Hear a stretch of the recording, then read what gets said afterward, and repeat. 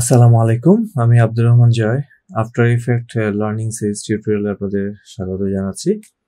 আমাদের আজকের বিষয় হচ্ছে গ্রিন স্ক্রিন। গ্রিন স্ক্রিন আমরা জানি, আমরা যদি ধরুন কোনো ফুটেজের মধ্যে কোনো স্পেসিফিক বা অ্যানাদার ব্যাকগ্রাউন্ডস ইউজ করতে চাই, সেক্ষেত্রে আমরা মূল ফুটেজটাকে গ্রিন স্ক্রিনে আমরা শ্যুট করে থাকি, যার ফলে হয় কি আমরা এটাকে সহজেই রিমুভ করে ফেলতে পারি এবং ব্যাকগ্রাউন্ডে অন্য কোনো এলিমেন্টস আমরা বসাতে পারি। এখন এই গ্রিন স্ক্রিন যে গ্রিন কালার হতে হবে এমন কোনো কথা নাই, এটাকে আমরা যে কোনো কালার দিতে পারি, তবে এক্ষেত্রে সেই কালারটাই চুজ করা উচিত যেটা আমার ফ্রন্টের যে এলিমেন্টটা থাকবে সেটার সাথে যেন কোনোভাবেই ম্যাচ না করে।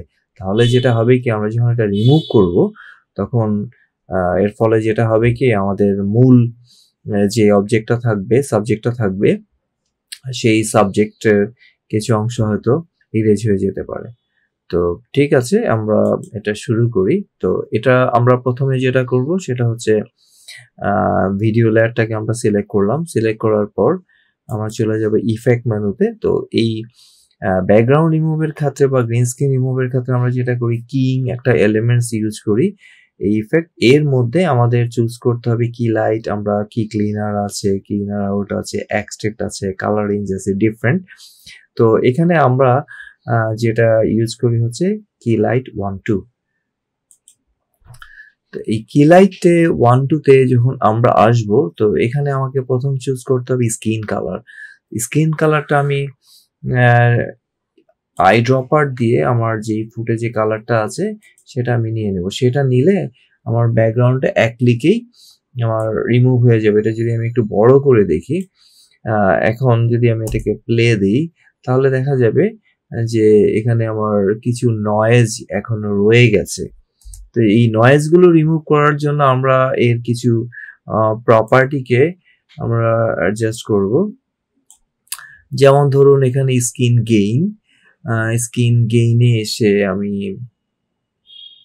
এটাকে চাইলে কমিয়ে বাড়িয়ে দিতে পারি নিজের ইচ্ছা মতো। তো এক্ষেত্রে হয় কি, অনেক সময় আমাদের দেখা যায় আমাদের যে মূল এলিমেন্ট থাকে সেটারও কিছু ডিস্টর্ট হয়।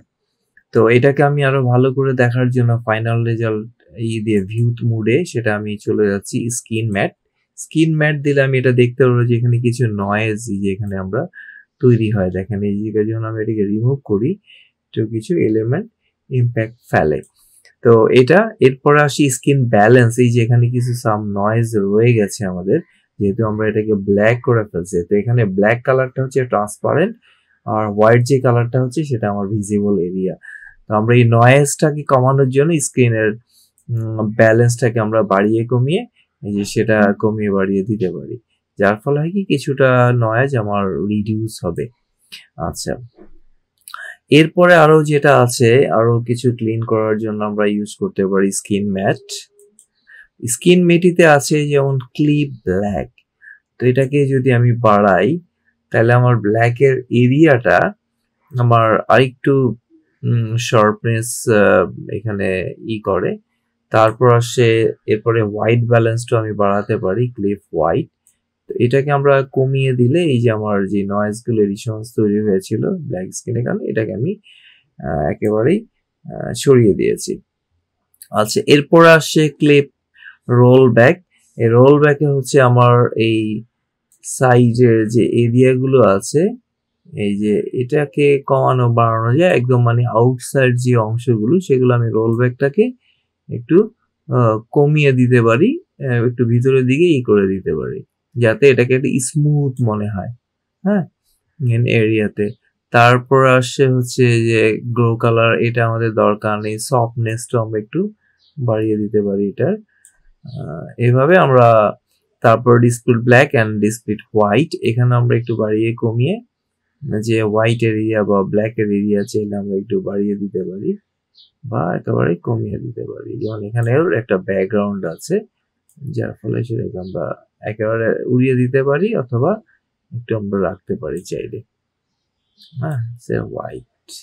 এইভাবে আমরা এটা করতে পারি। এখন আমি যদি আমার ফাইনাল রেজাল্টে যাই তাহলে আমি কিছুটা একবারে স্মুথ দেখতে পাবো। হ্যাঁ, এর সাথে এখন আমার এবার ব্যাকগ্রাউন্ড যে ফুটেজটা আছে সেটা আমি যদি ইনক্রিজ করি তাহলে আমি টোটাল দেখতে পারবো, এবং ভিডিওটা যদি আমি চালাই এখানে আমার মোটামুটি অনেকখানি স্মুথনেস ফিরে এসছে।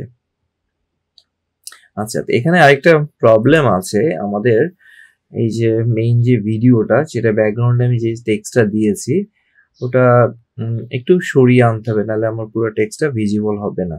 তো আমি ফার্স্টে লেয়ার 1-এ যাচ্ছি, লেয়ার 1-এ গিয়ে এখানে আমার ট্রান্সফর্মসে আমি যাব, ট্রান্সফর্মসে গিয়ে এখান থেকে ধরুন আমার ওর যে পজিশনটা আছে সেটাকে আমি একটু সরিয়ে নিয়ে আসব। Okay, finish, I think it's okay. আচ্ছা, তো এরপরে এখানে আমরা আরো কিছু করতে পারি, যেমন রিপ্লেস মেথডস। এখানে এসে আমি যদি সোর্স দিই তাহলে আমার এই যে নয়েজ গুলো আছে সেটা কিছুটা হলো রিডিউস হবে। দেখেন আবার আমার এখানে নান আছে, একটু ডার্কিশ হয়ে আছে। এই নয়েজটা আমি সোর্সই করলে এই সোর্স থেকে সে কিছুটা রিফাইন করে দিচ্ছে। হ্যাঁ, এরপর আসছে ইনসাইড মাস্ক, আউটসাইড মাস্ক, এগুলো দিয়ে আমরা কমিয়ে বাড়িয়ে ইচ্ছা মতো সফটনেস, ডার্কনেস, ব্ল্যাঙ্কনেস এগুলো আমরা চাইলে আরেকটু অ্যাডজাস্ট করে এগুলোতে আমরা কাজ করতে পারি।